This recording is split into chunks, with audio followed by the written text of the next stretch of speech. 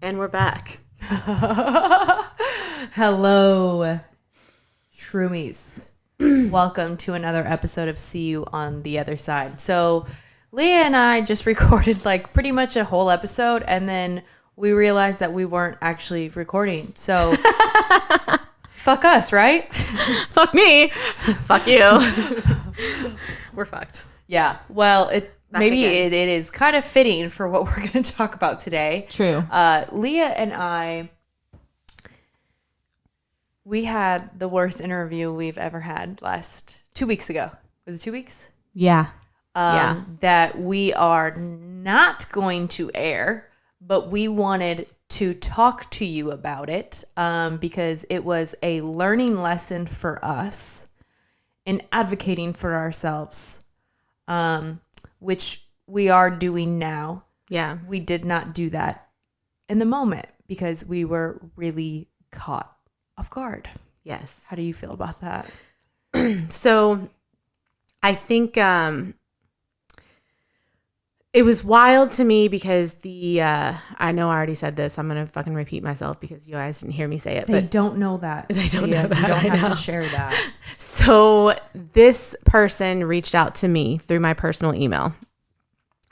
She was an assistant to or their PR manager. PR manager for this recovery center in California. She emailed me, my personal email. And if you guys don't know me that well, I don't check my email at all. I barely check texts, honestly. So if you need to get in touch with us, it's going to be through our work email, and that's Christine answering that because it's not me. I promise you it's not me. Luckily, I don't know if it's luckily. I was like, luckily. No, I think luckily because I think that this was a learning experience for sure. So luckily, I happened to check my email that day and see this email from this woman reaching out to me, and I'm like, oh, that's weird that she has my personal email. I don't know how she got that, but I'll just forward this to Christine. She can do the rest. So, yes, this person says that they are the PR manager of this recovery center. They discovered our podcast. So I want to stress this part. Yes, they discovered us. And seeked us out.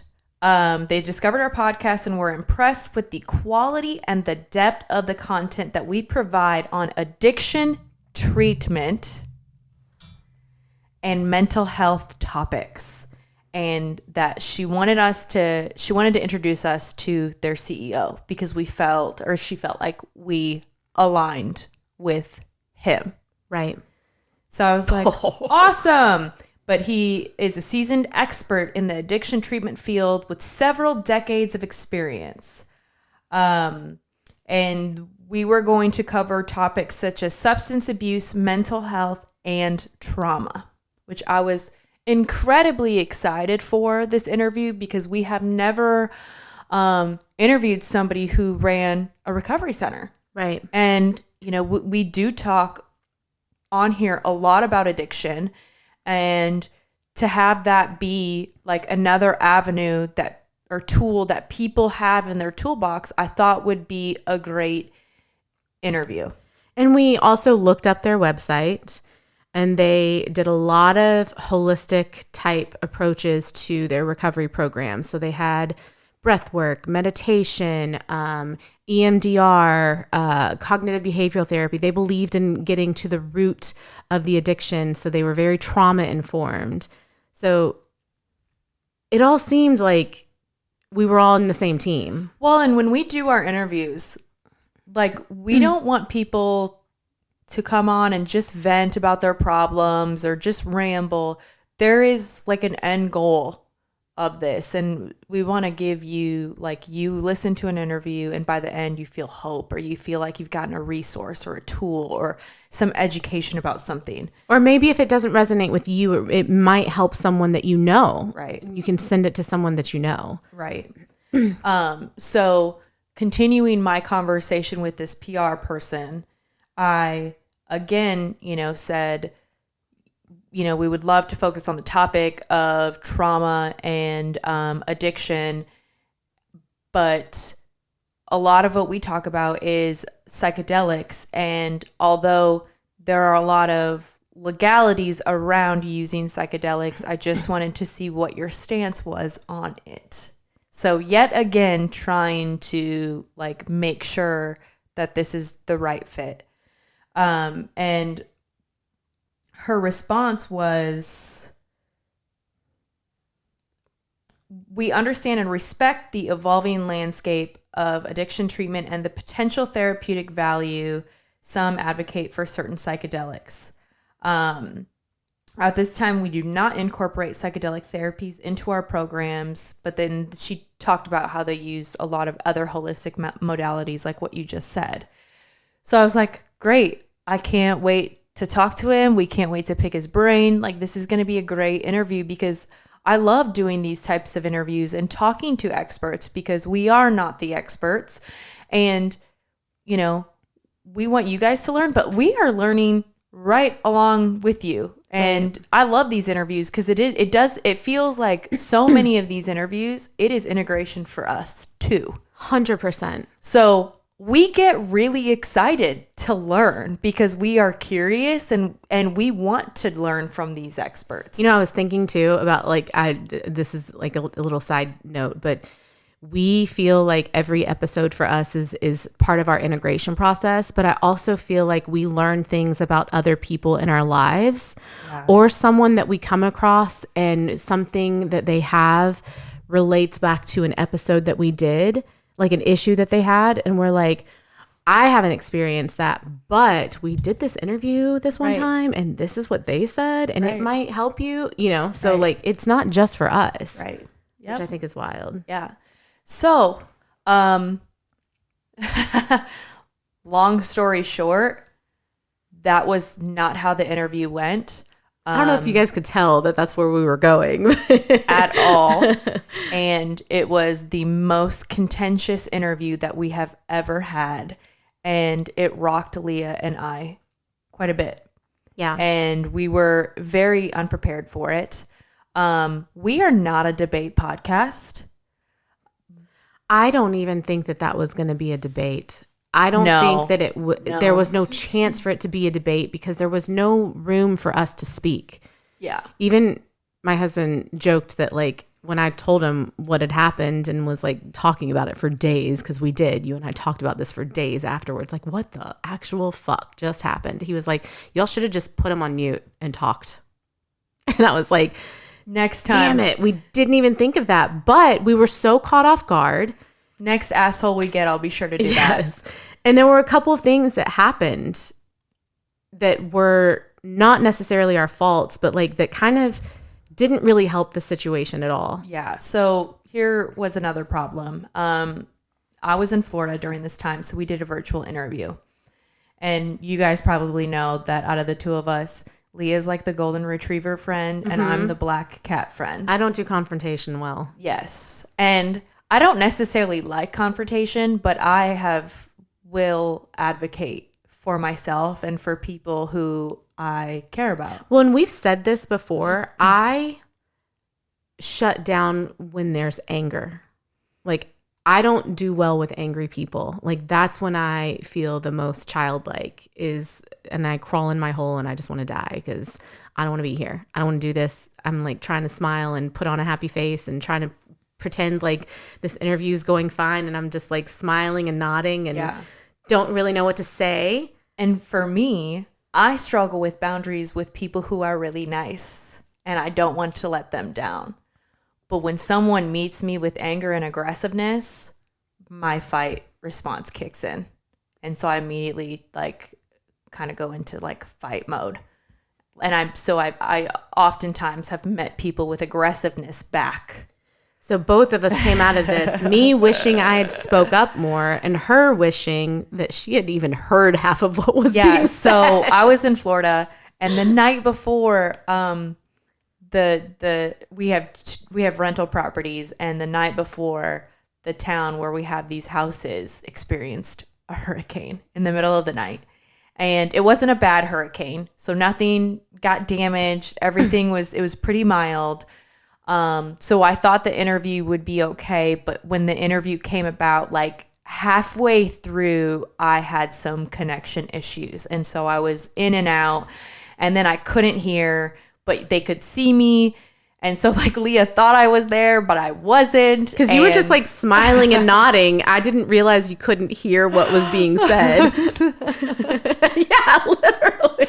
I was like, don't freak out, don't freak out, don't freak out. And I'm like, okay, she's smiling, so I should be smiling. All right, if Christine's not like going into feral cat, like maybe I'm just like feeling defensive for no reason. I know. And so I'm really kicking myself that my connection was bad, because I would have so gone into feral cat mode. But what I do want to say is my fiance Tony was helping me set up before the interview started, and this person was on the other end. And he said right away he noticed his aggressiveness. And when I say aggressiveness, it was chomping on gum while we're talking. It was not putting his phone on silent and getting phone calls and responding to text messages. And when things got contentious, like leaning all the way forward into the computer and like pointing his finger at us. It was not a safe environment. We just didn't put 2 and 2 together until we got pretty deep into the conversation. And there were like little red flags all along the way, bits and pieces along the way, because literally within the first few minutes, he said something about Jason and his sobriety, and very judgmental. Yeah. Can I say something too? Is I get really excited to have men on, because we do have male listeners, and I want to have that perspective too. Yeah. But it was a conversation, and when I say safety, it's not like, I know it was a virtual interview, so it's not a physical, he was not a physical threat. Right. But it was not a safe space to have a conversation, and I think that's really disappointing that like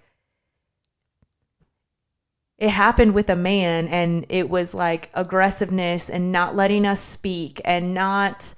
And like, someone in the space that like we thought we were on the same team in, and like someone who's in a recovery field, and an expert. And so I think too, like how disappointing that you're an expert in this space and that's how you talk to people, whether you agree with them or not. It doesn't even matter. I'm going to say something and it's going to sound mean. Maybe it's not, but like, doubt it. Is he an expert? Because I don't think he was an expert. I think he just has 20 years of sobriety under his belt and opened a treatment center. He's not a therapist. He's not a psychiatrist. He's not a specialist. He literally just is sober. That doesn't make him an expert in any way more than we're mushroom experts. We're not. You should have said that. If I wasn't How much frozen, money would you have given me? I would have given you like easily like $20. Damn. You should have said that. But I didn't. But we don't claim to be experts. Right. But it was very much so. I know this, and you know nothing. That's what it very much felt like. Very much felt like. So let's get into it. And you said like, even though you couldn't hear some of what was being said, you could see my face and neck turning red, because if you know me in any type of confrontation or situation where I'm feeling anxious or scared or upset, my entire face and neck turn bright red and blotchy. I can't. You would have been a really good poker player. No, I would not. Leah, it was a joke. It was a joke. I know. Yeah, okay. Right. But it would have been like, oh yeah, Leah's fucked. Her neck's turning red. Yep. Don't believe a word she says. She's lying. She's breaking out in a rash. She's lying. I break out. Okay, so you brought up Jason. Let's talk about that. Okay. Because, we were excited to talk to an, quote, expert with addiction. Well, I do want to say this because we didn't mention this, but I was listening to a podcast and I did bring this up to him, where it was talking about how the recovery and rehab industry is really big because they depend on repeat clients. Meaning people who will relapse. Hang Right. on. What was the Starbucks? The numbers. Yeah. There's more rehab facility centers than there are Starbucks. Which is fucking wild because there are Starbucks everywhere. Every corner. But think about that. Like the way that the business model works for a rehab center, it's the same as our healthcare system. And he was on the same page with us. Like he was just like, I agree. Like it's like, it's just as bad as the healthcare system wanting you to stay sick. Like you go to these treatment facilities and they get you sober long enough for you to go out into the world. They don't give you enough tools to stay sober and you're back because you relapsed, because your family's not in support of you. You don't have healthy coping skills. You literally just go and detox and go back into the world the same way you went in. Yeah. So I really thought we were on the same page because he agreed with that statement. He was like, we don't do that. Like you have a 3-strike policy and you're out. Like if you're not going to take this serious, we don't want you in here. So, but let's talk about, we hadn't even started recording yet. And you said, what did you say? Well, because I always ask people before we get started, like in the beginning, I'm like, okay, is there anything off limits? Anything we should know before we get started? And obviously we're going to bring up psychedelics at some point. And what is are you comfortable with that? Which I guess is now what I thought the third time. Right. That we've mentioned that. Right. So like, we're just making sure. Right. And his response to that, I couldn't tell at the time. Now I understand it was like a horrible response, but I thought he was just being like, but so passive sarcastic. I thought he was being sarcastic because he was like, I mean, yeah, we can get into that right now. And this interview will be over before it started. And we're like, haha, okay. Okay. All right. We'll wait.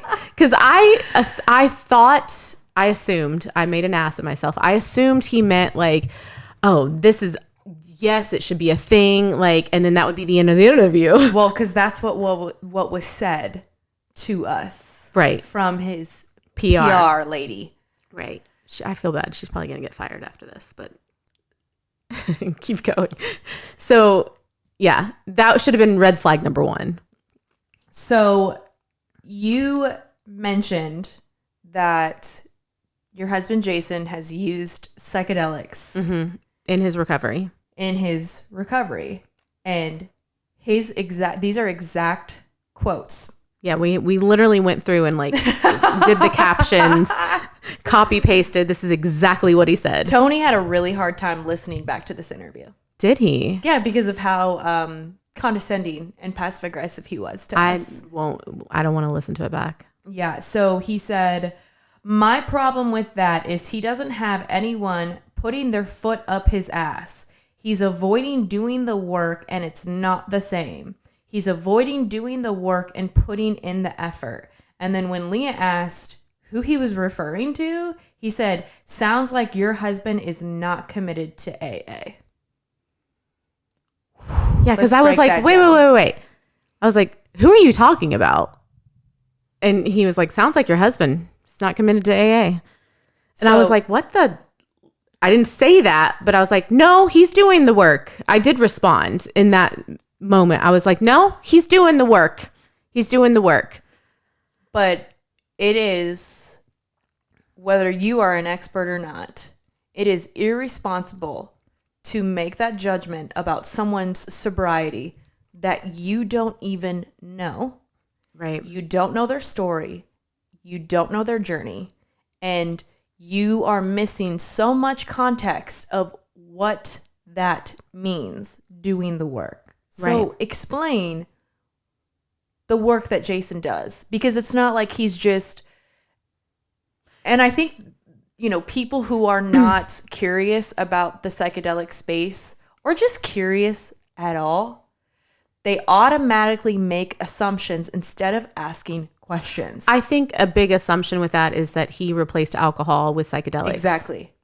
And that's not the case at all. Alcohol was like an every weekend thing. Psychedelics is like once every 6 months.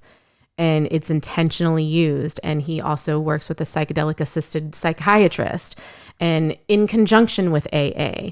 But there have been times where he was stuck on one of the steps and couldn't move past resentments. And his psychiatrist recommended he do a journey and set that as his intention. And it helped him move through letting go of some really deep-rooted resentments that he had. Mm-hmm. That would have taken him years to do without that tool. So to me, he has moved in leaps and bounds in the last 2 years, more so than I can speak for. I don't know anybody else's.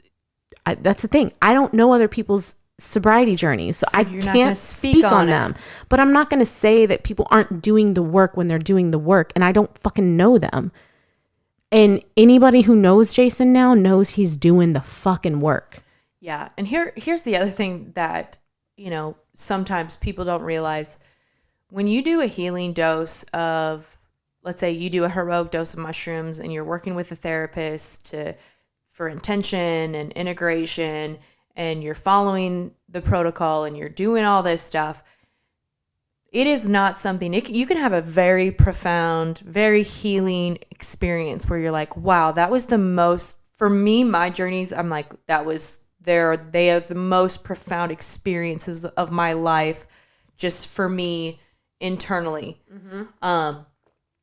But it's not a thing where I'm like, oh my gosh, I had this really profound healing experience and I went to the root of this trauma or issue or whatever. Let's do that next weekend. Let's do that again. No.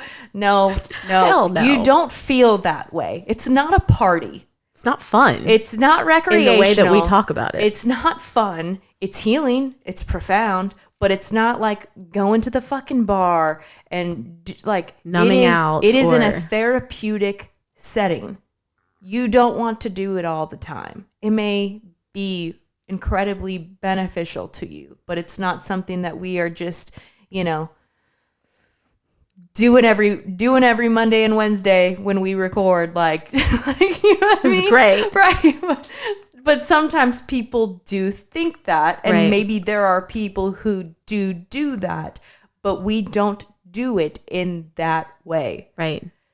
That's a topic for another time. Yes, yes.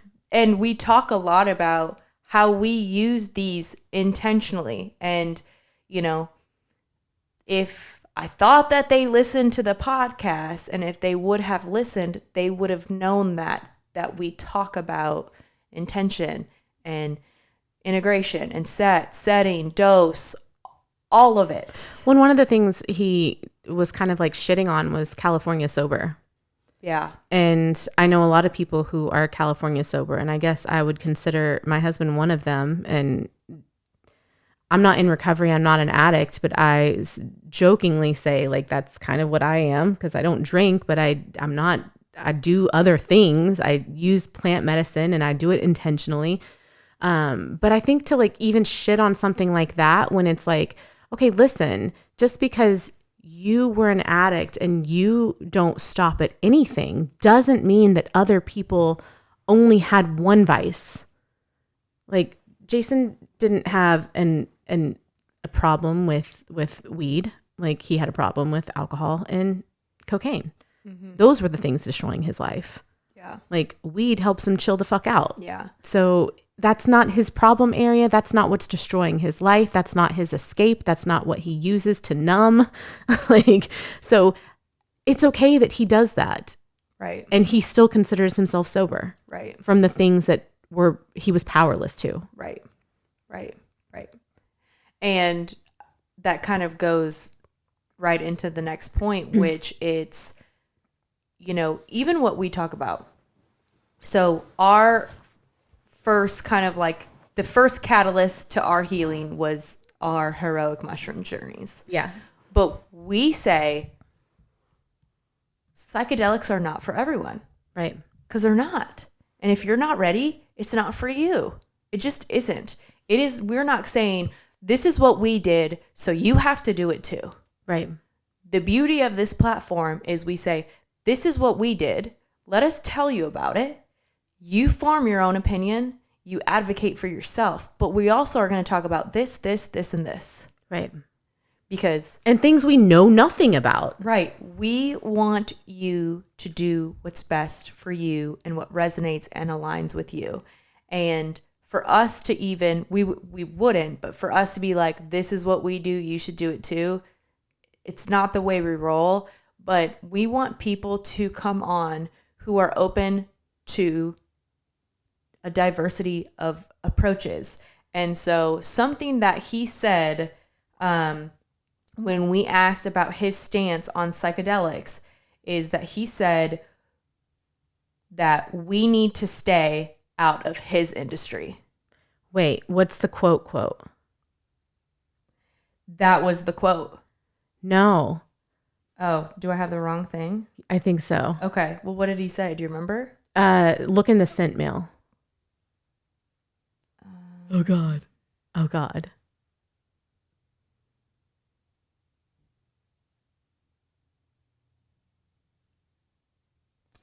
Okay. Because it was worse than that. You want to go do ayahuasca and shrooms. None of my business. What is my business is that you leave that to you and your friends that are not drug addicts and not alcoholics, that are not in recovery, and you keep that out of my industry. Yeah. Woo. Yeah. So. It's a little angry there. While we appreciate and respect different approaches, like I said, we did not have a safe space to even have a cordial back and forth discussion. Right. It was very much so, nope, this is my way. This is how it's going to get done. You're wrong. I don't even want to hear you. Right.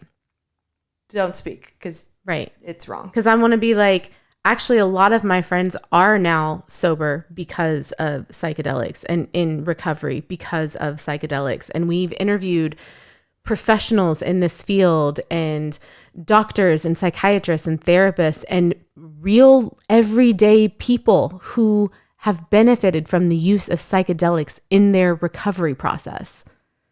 So it's not just me and my friends doing shrooms and ayahuasca. It's you, your friends, and Johns Hopkins. Right. And MAPS. And literally all the other places out there, like, utilizing these types of medicines. Well, and then also, too, like, there has been a lot of research that shows how beneficial these substances are when used correctly to help treat trauma, addiction. Like, are we just going to ignore that? Like, and not be able to talk about that? On a rant for a minute about one of his close friends who had just passed away. And he never really gave us an answer, but he was kind of saying, like, you know, I have a friend who, these things kill people. They kill people. I have a friend who got into the spiritual ayahuasca, thought he could be better than his addiction, and he died.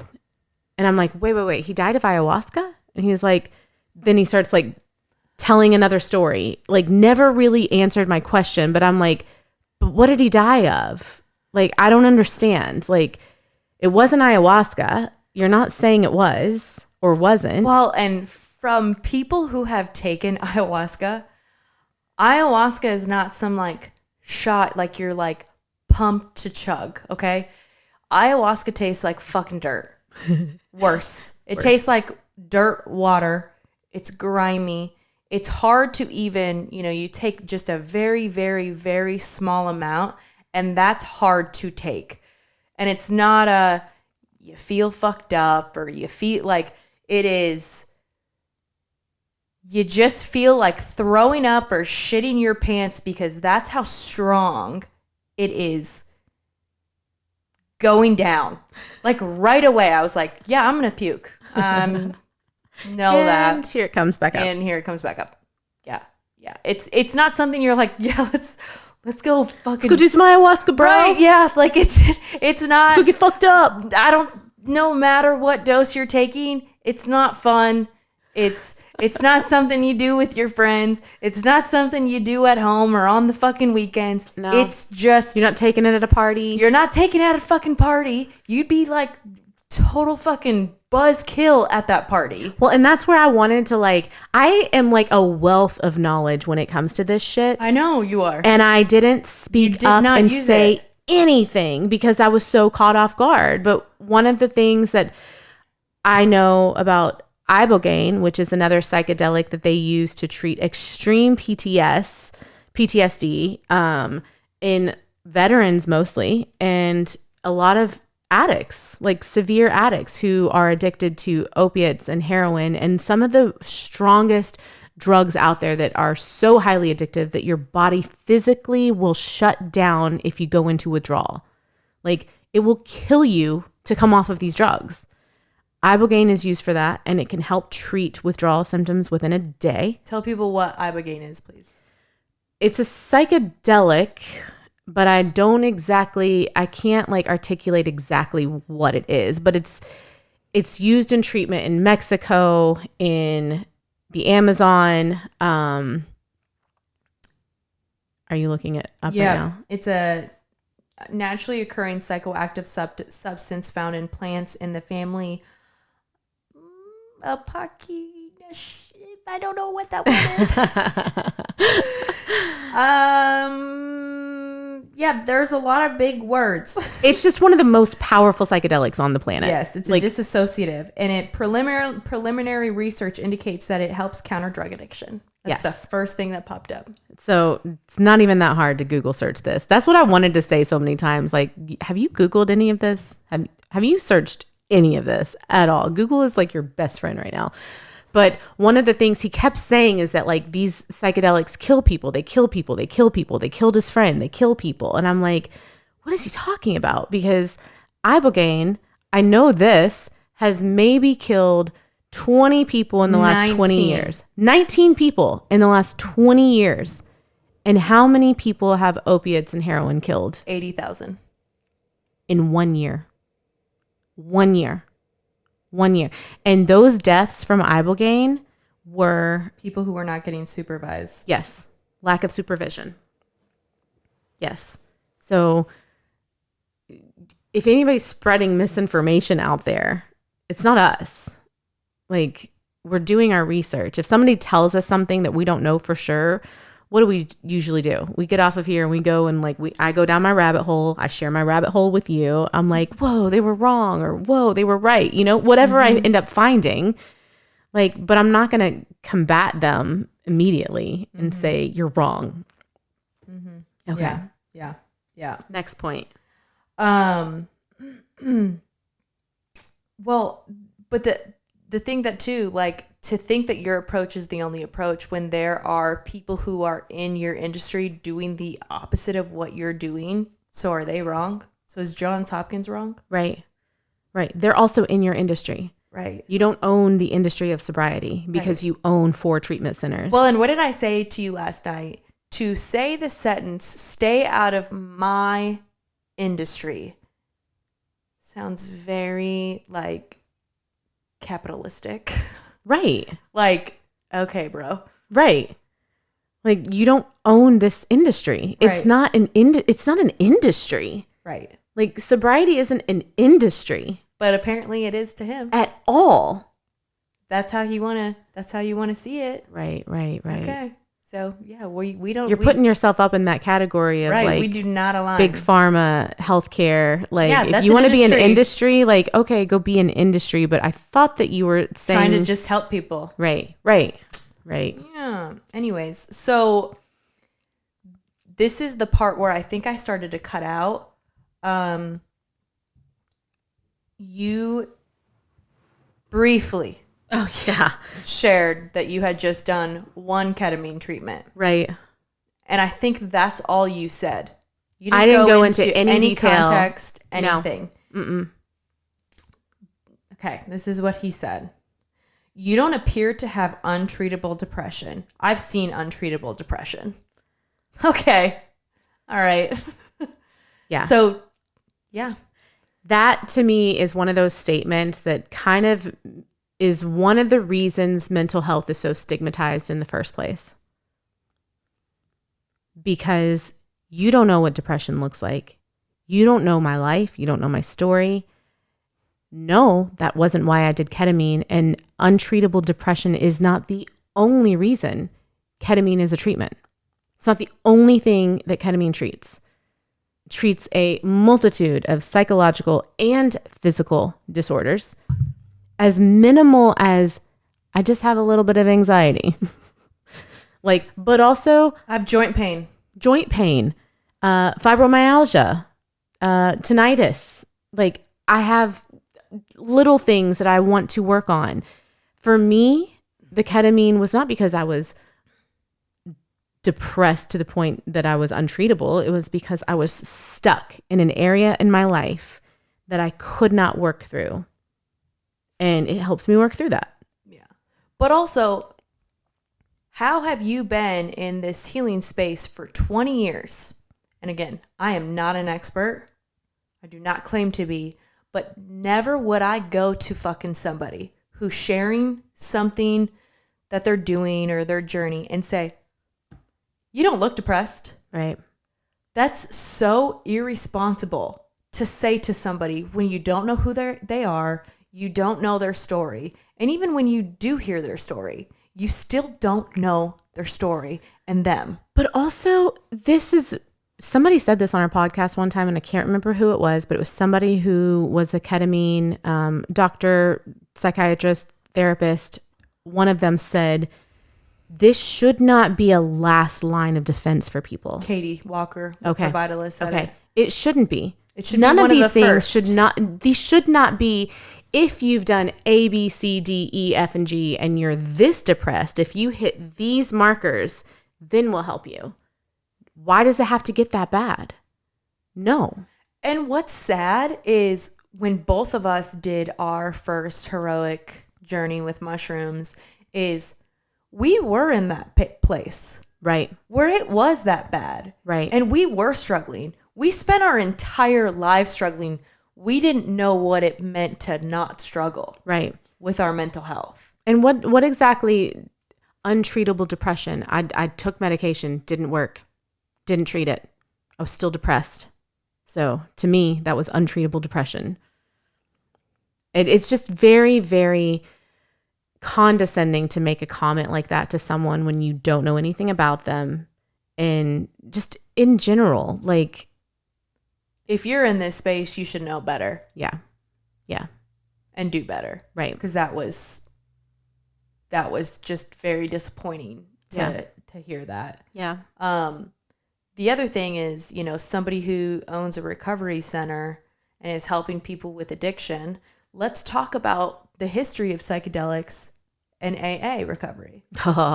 This one made me so mad. This made me so mad because how many times in random ass episodes have I brought this up? How many times in random ass conversations have I brought this up? And in this situation, I was so fucking frozen that I couldn't even think straight to bring this up. It makes me so mad that I didn't. But what's my go-to with any type of AA, sobriety, and psychedelics? So in 1934, Bill Wilson, thank you, underwent a treatment with belladonna, a powerful hallucinogen, and had a spiritual experience that led to his sobriety and also to forming AA with Dr. Bob Smith. In the 1950s, he realized the groups weren't as successful as he would have liked because people weren't able to achieve the spiritual experience the way that he had. Through an addiction treatment center in Canada, Bill was able to experience another spiritual experience similar to the one he had 20 years prior through the use of LSD under professional guidance. Under professional guidance at a research center in Canada. The creator of AA. Right. So there's more to that story. So 20 years after he created the big book, created AA, started the groups, Dr. Bob Smith was his co-founder. Bob Smith was very religious. And so 20 years later, Bill Wilson starts to realize that AA works for some because there is that spiritual component to it. And there's that this God component to it. And in the language of the book, it says God in the way that you perceive him. So it doesn't mean like religion. A lot of people are turned off from AA because it seems so religious. So there were these two people who co-founded it. One who was an atheist, not religious, but spiritual. One who was super religious. And so he started to notice that the group started to separate. There were some people who were able to have that spiritual experience and turn their life over to God because they were religious. But the people like him were having a very hard time with that language, very hard time with God, very hard time with the spiritual part. So he was struggling to find something that worked. Came across this treatment center. He was friends with Aldous Huxley, who wrote The Doors of Perception. Oh, okay. Big into psychedelics. Introduced him to this treatment center in Canada. They use psychedelics and LSD for addiction and recovery and alcoholism. And he was very curious about it. He was curious. Ted Lasso, and he was baby. even very like hesitant at first because he was like, how are people going to perceive this? Like, how am I going to explain to them that doing a drug helps you with drugs, helps you overcome your addiction to drugs? Doesn't make sense, but I'm open to hearing and learning about it. So he goes to Canada, he does this treatment, and he's like, holy shit. I get it now. This is what's been missing. I've been chasing this experience for 20 years. This makes sense. So he brings it back to the founders, to the what is the round table? It's not a round table, but like the board. He brings it back to the board. I was like, I don't know. And they're like, we can't do that. Like that goes against everything that we're saying. And he's like, but I think that there's something to this. So he starts his own little side cohort. He gets his sponsee involved. Who's his sponsee's name? Timothy. Tim. Tom Powers. I don't know. You don't have that. Okay. Anyway, he gets his sponsee involved, and then they start spreading the word, and then more and more people start to use it, and then the groups kind of start to separate into like the people who are religious and the people who like used LSD. And then the Schedule I Act happened, and everything went underground, and the research was put to a halt. But for a very long time underground. And I know that there are still chapters out there who subscribe to this way of being sober. It never made sense to me that you just like go through the 12 steps and you have a spiritual awakening. It's not a step. Yeah. It doesn't happen like that. Right.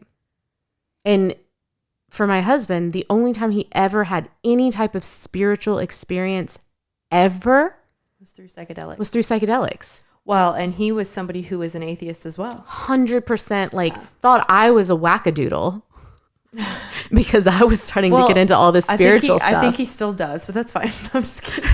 He pretends he does, but like you should hear some of the wackadoodle shit he says sometimes. And I'm like, who are you? So anyway, yeah, there's a history there. Yeah. It's kind of ill-informed to think that like this wasn't a medication that was used in your industry. But we never got to talk. No. And we never got to share. And it wasn't able to be a conversation. And I think for a podcast, for it to be a good interview, I think that there has to be a conversation. There was no conversation. I think that's why people want to listen to a podcast is yes, they want knowledge, but it's like they want to hear the conversation, the back and forth, the questions that we have to ask, and even when we walked away from the interview, I'm like, you didn't really give anything insightful about addiction, about trauma. Honestly, you know what I feel like it was? It was just argumentative, but it's like we weren't even arguing back. No, I think now looking back, it was very much, I have 4 treatment centers and I'm doing so well. And the reason I opened a treatment center is because in my sobriety, I helped so many people. He did say that. He did in the very beginning. He did, yeah. He said, because we asked, how did you end up owning a rehab facility? I forgot about Yeah, he said he was 10 years sober and he helped so many people. He sponsored so many people. He was like, they even like made fun of me because I was always sponsoring so many people. And that's a big deal. Like, I don't think I could sponsor like more than 2 people. And he was bragging about how many did he say? I feel like he was saying like 40 to 50 people at a time. He said he sponsored so many people, he had to start his own group. I turned my ears off. He had to start his own group. He started his own little following. Which, that's great. Like, you know, good for you, but it's very telling now. When he said it in the beginning, like looking back now at that entire conversation, it was very much ego. Like, my way is the best way. Yeah. And again, we didn't really talk about like his treatment center. That's what I'm saying. There was no conversation. Like how they help people, what modalities that they use to help people. It was about him. Like, we asked and he would say like, yeah, we do CBT and cognitive behavior, you know, and we do outdoor therapy. And I remember being like, okay, but what about it? Right. What is it? Right. Tell the listeners what it is and let's talk about it. He couldn't answer any of those questions. Yeah. Wow. Yeah. Wow. It's just something I thought about afterwards. I was like, that interview was very much for him.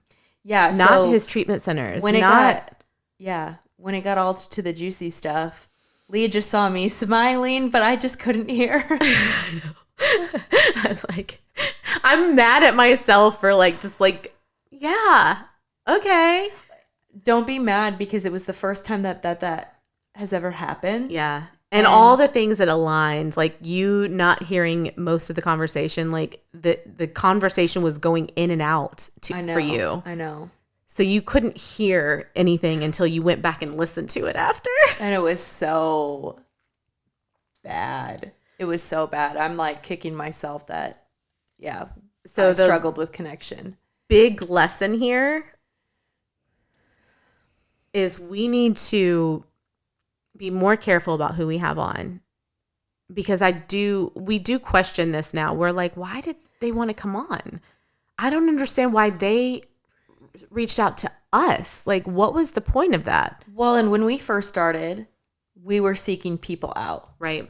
And we do. People we really want to interview. But then now it's gotten to the point where people seek us out. And that's amazing. Like, I love that. But not everyone's the right fit for an interview because we have an ultimate goal with each episode. And each episode is to give you guys hope, give you guys some knowledge and education about something, have you learn about something you don't know, help you heal with something, help you integrate something. But there has to be like a light at the end of the tunnel. And also, we have a list of values, and I keep saying I'm going to add it to our website, and I keep forgetting to add it to our website. But one of the things that we want to start doing is making sure that like you understand our values and you are a good fit for us. And one of our core values is to be curious. This person was not only not curious, but very combative about what we do. I always go back to that Ted Lasso clip with him playing darts. Yes. And that guy not even knowing that he's good at darts because he was too busy talking about himself instead of asking questions. If he would have asked questions, he would have known that Ted's been playing darts since like the 5th grade or whatever he said. Right. And how important it is to be curious instead of judgmental. We make these assumptions about things or people or events or whatever instead of asking questions. And Ted Lasso did mushrooms, so it's okay that we do it too. So Ted Lasso. Praise him. Just kidding. Praise him, this fictional character. Exactly. So lesson on our end, like make sure that whoever we're having on is curious. If they're not knowledgeable in what we do, they're at least open and curious. Yeah. And that's what we say in our podcast all the time. But the other thing, be open, stay curious. To advocate for yourself. Yeah. So something that we obviously, this was a learning curve for us, and this is not something that we've experienced before, but we have advocated for ourselves because what we did is we sent them an email saying that we weren't going to air the interview and exactly why, and we got to state our piece. And we did it in a professional yet stern manner, but also, even for our listeners, just because we talk about mushrooms and psychedelics doesn't mean that you have to go do them. They may not be right for you. Oh, wait, hold on. I know. I'm going into it. Okay. Yeah. So, like, something that we are learning with Leah and with documenting her ketamine treatments is not everyone is getting the experience like Leah has gotten. And kind of go into some of the questions or some of the concerns that you are getting from people on social media who have not had the same ketamine experience as what you have had. Yeah. And how important it is to advocate for yourself, even with fucking experts. Okay. Put a pin in that, because I forgot to mention, we forgot to mention that he also said he used to do a lot of psychedelics back in his day. Oh, yeah.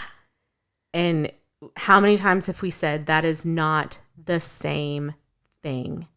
That is not the same thing. Our whole platform is talking about intentional use. Just because you did it at a college party or when you were going through your addiction phase does not mean we are talking about the same thing. Yeah. You were using it to get fucked up and to escape. To numb. Have a good time. And there's room for that. Well, there's room for the having fun. But that's not what we speak on. And I forgot to add that part in there, is that like, just because you've done it before does not mean you've done it in this way. Well, and it's like what we say to the people who are like, oh yeah, I did it in college and it was a really bad time. And we're like, okay, Dave. Well, I feel like this with Austin, my 11-year-old, because he's a picky eater. And he says he doesn't like chicken, but he'll eat it other ways. And I'm like, you can't say you don't like chicken when there's like 100 ways to eat chicken. Like, you might like it this way if you don't like it that way. Or you might like it from this restaurant, but not that restaurant. Like, you can't, it's not a one size fits all thing. And it's not a one size fits all experience. Yeah. Okay, so the advocating for yourself. This is the one thing that I am taking away, not one, many things taking away from ketamine. And I promise you guys, I will do an episode on this. But one of the things that we realized very early on, speaking about this openly, is that there are a lot of people out there who take advantage of people. Yeah, not all ketamine clinics are the same and ketamine treatments are the same. This is another difference. There is a big difference in ketamine treatments and ketamine assisted therapy. Mm-hmm. Very different. Also very different because we had a lot of people bombarding our posts like, I take Spravato and it's a nasal spray. That's also very different. That's S-ketamine. It's a derivative of ketamine. Similar, not the same. You're not having the same effects that I am having on this medicine. I asked a million questions and I went down so many rabbit holes before I chose to take this medicine. I knew what a typical dose was. The person I talked to over the phone when I was having my screening done, who works with Skylight Psychedelics, told me exactly how much my first dose was going to be, how much my second dose was going to be, how much every dose was going to be up until my 6th dose. So I knew exactly how much I was getting. I don't want to throw anybody under the bus because we've talked with her a lot. And I don't mean to throw her under the bus or to like talk about her experience, but she reached out and whatever company she went through told her to figure out her dosing. These companies will send you the medication. So the medication came straight to my house, straight into my mailbox.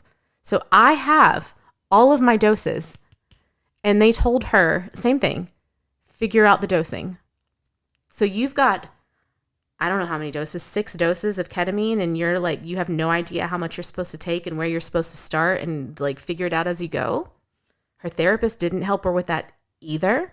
A therapist? The therapist was kind of not very good. Remember, she had her first treatment and was like, I don't even want to go back. Remember this? Yeah, I thought you were talking about someone else. Nope, but now I same know person. Who you're talking about. Yep. Okay. I thought you were talking about the person from TikTok. Had a treatment, didn't even want to go back for the for the second, third, fourth, fifth, or sixth treatment, and she felt like she had wasted all that money. Was very unhappy with the experience.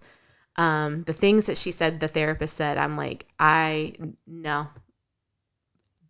All of that is off. Like, that's wrong. So wrong. They should have never said that. That's fucked up. So I do think I was incredibly lucky to have the therapist I did. Thank you, Henry Lucas. But to also advocate for myself, know what I was doing, how much I was doing. Oh, one of the other things that this person said was that she was afraid to go into a K-hole. Do you remember this? Yeah. I think it was me who was talking back and forth with her, so I don't know. She said she was afraid to go into a K-hole. So that's why the dosing scared her so much, because here she is having to figure out her own dosing, and she's like, and I don't want to go into a K-hole. What if I go into a K-hole? And I was like, my person told me on the phone that I was having my screening with that that's essentially what I was going to be doing in my first dose. A typical dose of ketamine is 30 to 60 milligrams. I did 150 on my first dose. Ooh. Anything over 100 is going to send you into a K-hole. And for anybody who doesn't know what that is, that's that disassociative state where you're like having an out-of-body experience. You're there, you're aware that you're there, but you're kind of glued to your seat. That's why they're like, go to the bathroom beforehand, because if you get up in the middle of your treatment, you're going to be on the floor. Yeah. This is why people at music festivals, when they do too much ketamine, they're like laying on the ground. Yeah, because it like kind of like paralyzes you. It paralyzes you. Yeah. I mean, it does. Like you are like unable to move because your soul is like out there, not able to like speak through your body. So the point is to go through a K-hole. The point for what I was doing was to go through a K-hole. Got it. A lot of treatment centers are doing smaller doses. You're not going through these experiences. So someone on TikTok who's reaching out to us. That's who I thought you were talking about. Yes. She's reached out to us several times. That's not what my experience was like. And I'm fully aware. And I got up to go to the bathroom and I'm like, you got up and walked? How?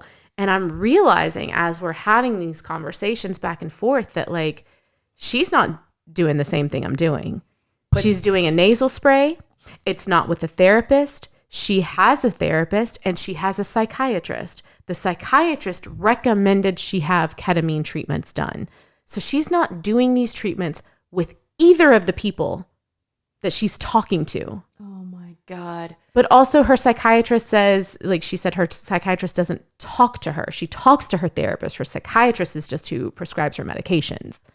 Oh my God. And I think we're very lucky in that we have a psychiatrist who we talk to for 90 minutes. Right. When we need to. But what did she say? She said something like, I'm scared to ask them questions. And I'm like, well, because I start digging and I'm like, well, how much is the dose that you're, because she's like, I think on her third or fourth treatment now. And she's still saying like, I'm still not having this type of experience that you're having. And I was like, well, there's a lot of things that could be happening. Like, how much are you taking? Because I'm realizing after having this conversation with so many people, like my experience is very different than what some people are going through. She's in a room with nurses, but not a psychiatrist, not a therapist, no one to talk to. So she's not integrating it. Right. She didn't know what an intention was. Oh. And I was like, well, what was your intention going in? And she was like, what is that? And I'm like, oh my God, you're just like free willy, like doing this treatment without any understanding of why, how much, how it works. And you're just doing it thinking it's going to do something for you. So I talked her through how to set an intention. And one of the things she said, I said, you know, how much are you taking? How many milligrams are they giving you each time you go in? And she was like, the first time it was 3 squirts up the nose. The second time it was just 2. And I'm like, okay, but how much is in each dose squirt? Because sorry, it's like a nasal spray. I know, I should say spray. Spray. How much is in each spray? Because a typical nasal spray is only going to give you like 10 milligrams. So I don't know. I don't know this place that you're going to. I don't know exactly how much is in each dose, but like if they're giving you 10 milligrams in each spray, you're only getting a 20 milligram dose. You're not going to have the same experience that I am. Right. But I told her to ask these questions and she said she was afraid to ask. And I get it. That's her journey. But like, this is big for like advocating for yourself. And I think that that is one of the reasons that you and I have been very lucky enough. I don't even want to call it luck. I think it's because we've asked the right questions. If something seems off, we don't do it. If they don't know enough to answer our questions, we're like, no, okay, that's not for us. You know, I was going to say we're very lucky that you and I have had nothing but positive experiences. Yeah. I don't think that's the case for everybody. I don't. Well, and I think it's, you know, what did Bijou say? Bijou said it's like the wild, wild west out there now. Yes. Because ketamine is now legal, which is great. But people who are administering the medicine there are people who are doing a disservice to these patients because they're not getting the education and the integration and the intention and the harm reduction along with it. Right. And when you don't have that, it can sometimes do more harm than good. Right. And I think that's why we're very passionate about what we talk about and in the way that we talk about it. And I think it's a lesson too, that just because someone is an expert doesn't mean that you have to blindly listen and do everything that they say. I saw a post the other day on our Instagram. I may have saved it, but it was talking about how this used to be the norm. They took pictures of doctor's office where it was like, your Google search does not equal my... I saw this exact same post. Yes. Okay. Your Google search does not equal my... medical degree. Stop Googling your symptoms. And this post is actually like, no, actually you should be. Because keep researching these medical degrees, like the framework and the things that they are learning don't change for decades, but things are constantly changing and evolving. Yeah. Constantly. And they learn, like doctors, for example, they learn Western medicine. There are other healing approaches besides Western medicine. Right. So they may know what they know, but that doesn't mean that they know everything. Right. And it doesn't mean that they know you, because who knows you better than you? Right. You know you. It is okay to Google how much is a typical dose of ketamine. What is the difference between ketamine-assisted therapy and ketamine treatment? What is ketamine? What is it doing to my body? How does it work? Like, you should be Googling those things. How do I go back into regular life after I do these ketamine treatments? Right. Right. Because none of this is a... one size fits all. Right. And none of it's a quick fix. None of it. With that being said, I will say I did a post back in May about 5 psychedelics I've used and the energy behind them that I've used on my healing journey and how they have helped. And I've been putting a lot of thought into this for ketamine. For me. Right now. You're not done. Right. Still not done. That first dose felt like hope. It almost gives you a glimpse of what things can feel like or be like when you are at your optimal mental health. Does that make sense? Yeah. And the reason I think that these work so well is because there is so much power and hope.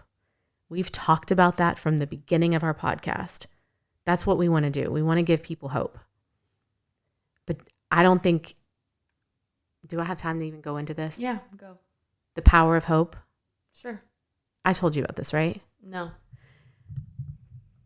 There's like this research with the power of hope and they did this study. Yes, you have. With the rats? Yes. Like 30 something years ago. So this is with rats, and I'm sorry.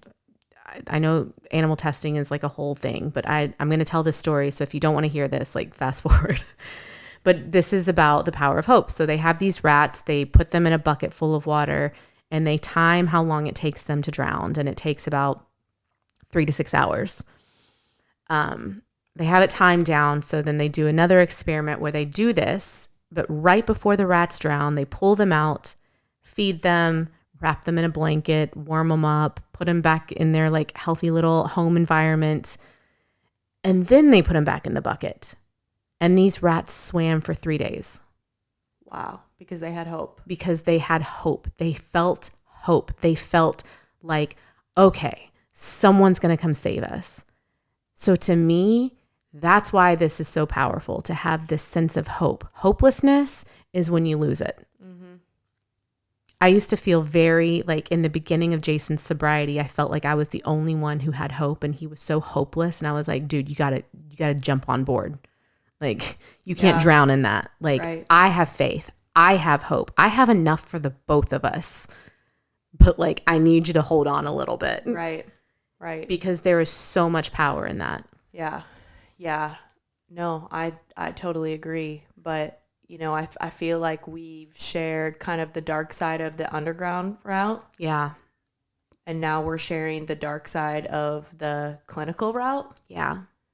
And so how important it is to be with people that you feel safe with, to advocate for yourself, to do your own research, to trust your gut. Those things all matter. And if it's someone where you feel like you can't ask them a question, I would go with another professional. That's a red flag immediately. Yeah. Don't force it. Don't push it. Like, don't try to power through something. If it doesn't feel right, trust your gut. Right. So that's a big lesson. Yeah, it is. And I feel like both of those lessons came for me in 2 different ways, like the advocating for yourself. Yeah. What was the first one? I don't remember. I mean, just that whole podcast that we're scrapping. No, I know. But what was the other one? Ketamine. Oh, like yeah, seeing okay. how people like are having these other experiences, and I feel really bad.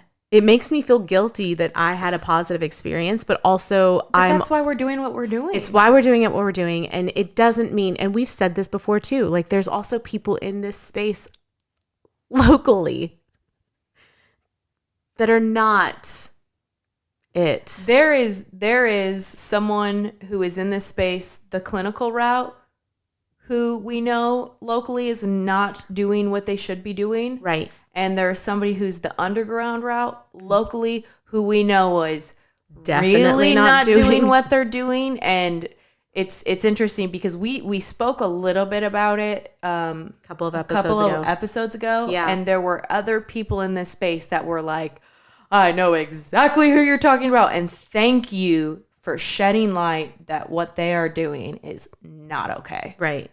So like we didn't even mention a name, but several people reached out and they knew exactly who it was. So if you are here locally and you have questions about who to go to and if they're legit or not, reach out to us. We can kind of say, yeah, no, or from what we've heard, we don't know everything. We don't know everybody, but what we do know, we can share that with you. Yeah. So for sure. Okay. All right. That's all I got. All right. So don't be a dick. No, I'm just kidding. Literally, though. Just don't be a dick. Be curious. Be curious. Don't seek someone out to go on their podcast when you don't even know who they are or what they talk about or their stance. Shit. I'm still so that blows my mind. Why did you reach out to us, dude? Like, I don't know. I don't get it, but whatever. Lesson learned. Maybe we will air it one day, but it'll just be so people can hear little clips. Yeah, maybe. Maybe not. I don't know. They're triggering. Yeah. Anyway, all right. For our listeners, thank you guys for sticking with us through this. And I hope you guys are advocating for yourselves, doing your own research, going down your own rabbit holes. Don't take our word for it. Figure it out on your own. Yes. Do your own stuff and stay curious, be open. We'll see you on the other side. Bye. Bye.